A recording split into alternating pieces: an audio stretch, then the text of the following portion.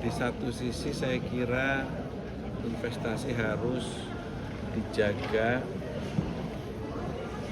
bukan hanya oleh peraturan dan daya dukung yang memadai, ada peraturan yang memadai, ada daya dukung yang memadai seperti infrastruktur, tapi juga ada kondisi sosial masyarakat yang juga harus kondusif. Tidak cukup masyarakat kondusif, tapi ternyata ada persoalan infrastruktur yang rusak sehingga mengganggu akses ataupun transportasi. Jalan rusak, masyarakat bagus, tapi peraturan-peraturan pemerintahnya tidak paralel dengan iklim investasi. Semuanya harus sesuai dengan iklim investasi. Jika ada satu, dua di antara hal-hal tersebut, tentu saja itu harus segera diselesaikan termasuk oleh kelompok kekuatan masyarakat atas nama apapun.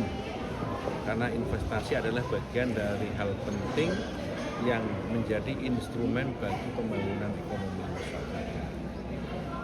Pak Muzani, ini ada usulan dari Forum TNI bahwa meminta Pak Gibran ini dimakzulkan gitu. Ini tanggapan dari MPR gimana? Saya belum membaca itu, belum mempelajari itu dan belum membaca. Baru mendengar juga beberapa sekilas. Pak Muzani, Tapi melihatnya secara konstitusional dimungkinkan nggak sih ada bisa mengganti wapres? Ketika pemilihan presiden, yang kita pilih adalah calon presiden dan calon wakil presiden. Ketika dinyatakan menang, yang dinyatakan menang adalah presiden terpilih dan wakil presiden terpilih. Siapa yang dicalonkan? Ada Prabowo bersama Gibran Rakabuming Raka, ada Ganjar bersama Mahfud MD, ada Anies bersama Muhaimin Iskandar. Itulah calon presiden dan calon wakil presiden.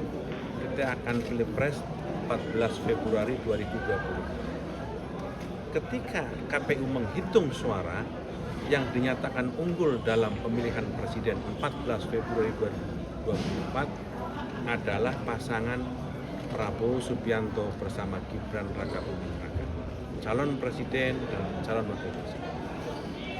Digugat, dipersoalkan, diajukan gugatan itu ke Mahkamah Konstitusi, dan oleh Mahkamah Konstitusi kemenangannya dinyatakan tidak ada masalah dan sah. Maka pada tanggal 20 Oktober 2024 atas keputusan tersebut Majelis Permusyawaratan Rakyat mengadakan prosesi pelantikan yang dihadiri oleh seluruh anggota MPR mayoritas dan puluhan kepala negara, kepala pemerintahan. Itu adalah prosesi pelantikan presiden dan prosesi pelantikan wakil presiden hasil pemilihan umum presiden 14 Februari 2020. Jadi Prabowo adalah presiden yang sah, Gibran adalah presiden yang sah. Gibran adalah wakil presiden yang sah. Tapi kalau menurut Bang Muzani, apakah usulan-usulan seperti itu bisa mengganggu soliditas atau jalannya pemerintahan? Saya tidak tahu bagaimana. Sekarang saya belum mempelajari. Pak, soal Pak Presiden mengutus Pak Jokowi untuk pemakamannya Paus Fransiskus, itu ada alasan tersendiri nggak sih?